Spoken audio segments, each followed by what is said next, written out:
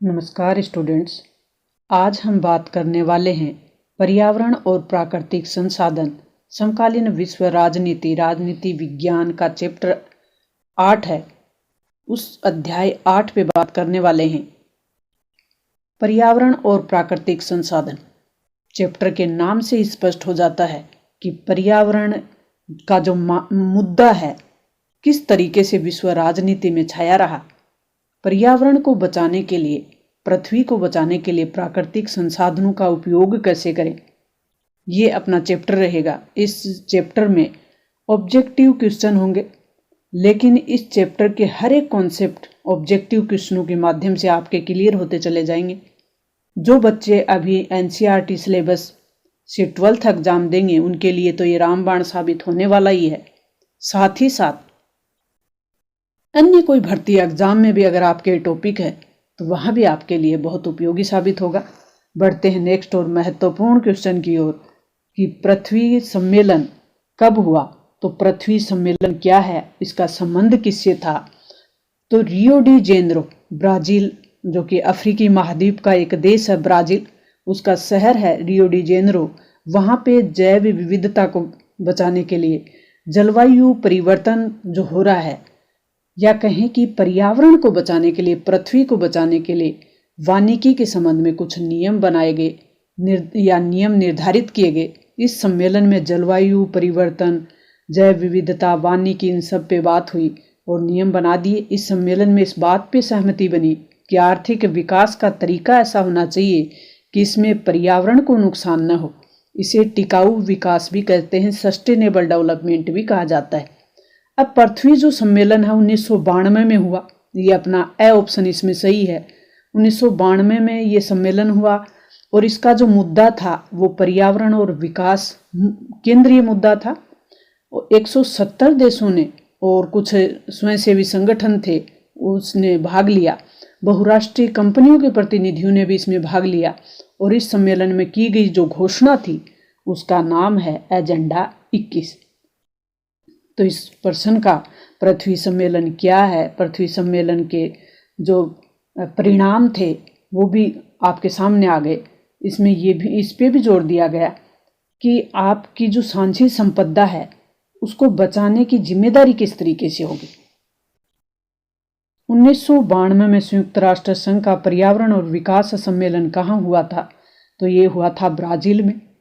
धरती वायुमंडल में निम्न में से किस गैस की मात्रा में लगातार कमी हो रही है। तो ये जो ओजोन गैस है, ओजोन परत है, उससे निकलने वाली या ओजोन परत में पाई जाने वाली ओजोन गैस दिन प्रतिदिन कम होती जा रही है।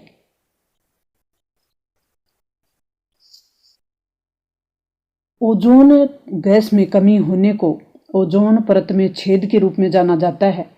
कहने का मतलब जो सूर्य से आने वाली पराबैंगनी किरणें हैं वो धरती पर पहुंचेंगी, जिससे खतरनाक और जानलेवा बीमारियां उत्पन्न होती हैं। और साथ में वैश्विक तापमान है जिसे ग्लोबल वार्मिंग कहते हैं, उसकी दर भी इससे बढ़ जाती है। या कहें कि पराबैंगनी किरणों के पृथ्वी के वायुमंडल में प्रवेश करने से पेड़ पौधे, जीव जंतु, इन सब से बुरा प्रभाव पड़ता है। तो इसके लिए हमारा ए ऑप्शन सही हो जाएगा, ओजोन गैस। भारत ने क्योटो प्रोटोकॉल पे हस्ताक्षर किए और ये जो क्योटो प्रोटोकॉल जापान के क्योटो शहर में हुआ था, इसलिए इसका नाम है क्योटो प्रोटोकॉल। 1997 में हुआ था। उसका अनुमोदन भारत ने कब किया ये पूछा गया है। तो इसके लिए जो ऑप्शन होगा वो हमारा आंसर होगा, वो होगा स ऑप्शन, यानी भारत ने 2002 में इस पे हस्ताक्षर किए थे। पृथ्वी सम्मेलन 1992 किस शहर में हुआ। तो ब्राजील। किस देश में हुआ। तो ब्राजील के रियो डी जेनेरो शहर में हुआ था। 1992 के किस विश्व स्तरीय सम्मेलन ने पर्यावरण को विश्व राजनीति के प्रमुख मुद्दों में सम्मिलित कर दिया। तो 1992 में हुआ था रियो पृथ्वी सम्मेलन, जिसकी बात हम ऊपर कर चुके हैं, जिसमें 170 सदस्यों ने भाग लिया था। स्वयंसेवी संगठनों ने भाग लिया, बहुराष्ट्रीय कंपनियों ने भाग लिया। तो ये बड़े स्तर पे पर्यावरण को बचाने वाला एक आंदोलन के रूप में था रियो पृथ्वी सम्मेलन, जिसमें एजेंडा 21 निर्धारित किया गया। निम्न में से किस दशक में पर्यावरण के मसले ने जोर पकड़ा? तो ये 1960 का दशक था, जब पर्यावरण को लेकर विश्व राजनीति में एक हलचल पैदा हुई। विश्व राजनीति इसके प्रति सजग हुई, जागरूक हुई। तो 1960 का दशक था जब राजनीतिक रूप से पर्यावरण का मामला उठने लगा। रियो पृथ्वी सम्मेलन में कितने देशों के प्रतिनिधियों ने भाग लिया? तो 170 देशों के प्रतिनिधियों ने भाग लिया था। इसके लिए हमारा ऑप्शन स हो जाएगा, 170 देशों ने। ये ऑब्जेक्टिव प्रश्नों के माध्यम से आपके कॉन्सेप्ट क्लियर हो रहे हैं। क्योटो प्रोटोकॉल सम्मेलन किस देश में हुआ था? तो ये जापान का शहर था क्योटो, वहाँ हुआ था। और प्रोटोकॉल का मतलब होता है एक संधि या समझौता। मॉन्ट्रियल प्रोटोकॉल समझौता कब हुआ? तो 1987 में हुआ था मॉन्ट्रियल प्रोटोकॉल। तो इसके लिए हमारा ऑप्शन है वो ए ऑप्शन सही हो जाएगा, 1987, 87। लिमिट टू ग्रोथ पुस्तक किस वर्ष प्रकाशित हुई? तो ये वर्ष था वो था 1972। लिमिट टू ग्रोथ पुस्तक है 1972 में प्रकाशित हुई। किसके द्वारा प्रकाशित हुई? नेक्स्ट और महत्वपूर्ण प्रश्न है कि लिमिट टू ग्रोथ नामक पुस्तक किसके द्वारा प्रकाशित हुई? तो ये प्रकाशित करने वाला जो समूह था वो था क्लब ऑफ रोम। विश्व की साझी विरासत में क्या शामिल नहीं है? तो आपको जब पता होगा कि साझी विरासत में शामिल नहीं है वो ढूंढना है। तो साझी विरासत क्या होती है? एक ऐसी विरासत जिसमें कोई व्यक्ति विशेष का अधिकार नहीं हो, पूरे समुदाय का अधिकार हो, उसे साझी विरासत कहते हैं। जैसे अपने आसपास देखें हम तो चारागाह, मैदान, नदी, ये सब इसमें साझी विरासत में आते हैं।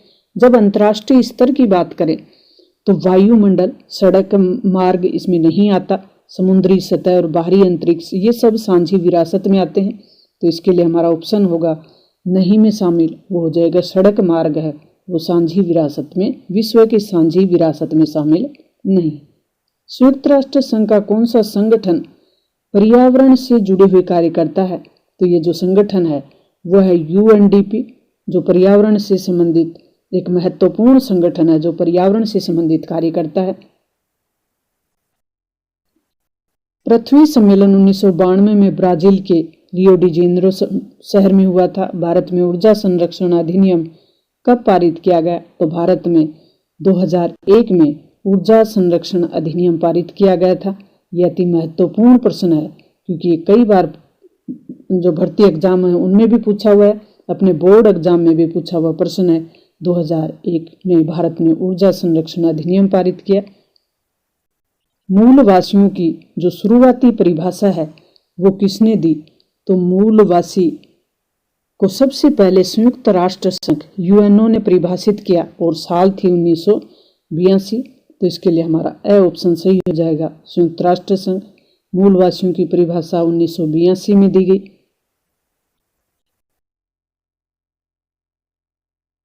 वर्ल्ड काउंसिल ऑफ इंडिजीनस जो पीपल है उसका गठन कब हुआ? तो इसका गठन हुआ 1975 में। ये भी जो मूलवासी हैं उनके लिए कार्य करने वाली एक संस्था है। मॉन्ट्रियल प्रोटोकॉल का संबंध किससे है? तो मॉन्ट्रियल प्रोटोकॉल का संबंध है वो है ओजोन परत को बचाने से संबंधित, या कहें कि ओजोन परत के संरक्षण से संबंधित मॉन्ट्रियल प्रोटोकॉल हुआ था, जो हुआ था 1987 में, 87 में। विश्व पर्यावरण दिवस कब मनाया जाता है? तो विश्व पर्यावरण दिवस 5 जून को मनाया जाता है। जलवायु परिवर्तन का कारण कौन सा माना जाता है? तो जलवायु परिवर्तन के लिए जो जिम्मेदार कारक हैं उनमें ग्रीन हाउस गैस भी है, ओजोन परत का क्षरण भी है, प्रदूषण भी है। तो उपरोक्त सभी जो कारक हैं वो जलवायु परिवर्तन को प्रभावित करने वाले कारक हैं। किस अंतर्राष्ट्रीय समझौते ने पहली बार ग्रीन हाउस गैसों के उत्सर्जन की कटौती पर कानूनी रूप से बाध्यता लागू की? तो ये था क्योटो प्रोटोकॉल 1997 का, जिसमें सबसे पहले ग्रीन हाउस गैसों के उत्सर्जन की कटौती पर बात की गई। यानी कानूनी रूप से बाध्य किया गया देशों को। तो आपको पता होना चाहिए ग्रीन हाउस गैसें कौन सी हैं। क्योटो जो शहर है जापान का एक शहर है और वहाँ समझौता होने के कारण क्योटो प्रोटोकॉल कहलाता है।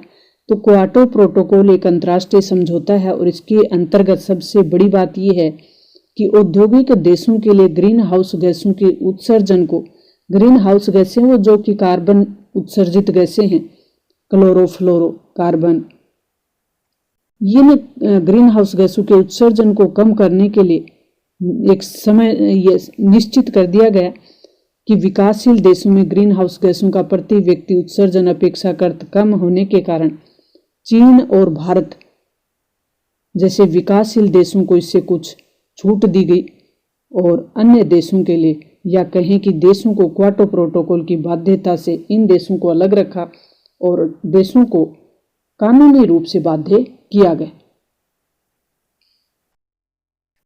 इस समझौते में साझा परंतु अलग अलग जिम्मेदारी उत्तरदायित्व का सिद्धांत उभर कर सामने आया।